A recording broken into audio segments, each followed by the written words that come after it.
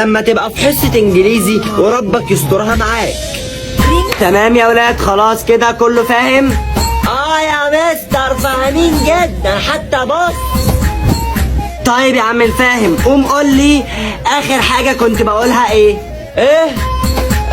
اخر حاجة كنت بقولها ايه؟ ايه هي بقى؟ اخر حاجة كنت بقولها ايه؟ دي اخر حاجة قلتها يا مستر. تصدق اقنعتني. طب قول لي معنى كلمة I am. ايه انا؟ شاطر، سقفوا له يا ولاد. ايه ده؟ انا ما جاوبتش اصلا. هما بيسقفوا لمين يا استاذ؟ بيسقفوا لك انت عشان جاوبت صح. قول لي بقى معنى كلمة I don't know. لا بصراحة دي صعبة، انا مش عارف.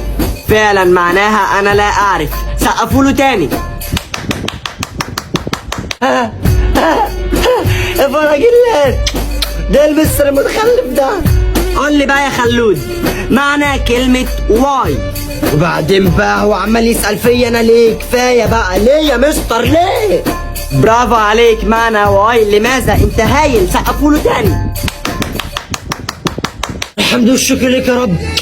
الحمد لله كل ده عشان صليت الظهر النهارده، عشان تعرف بس يا مستر ان انا شاطر ودحيح. طيب يا عم الدحيح قول لي معنى How are you going with your family but afternoon because the beautiful.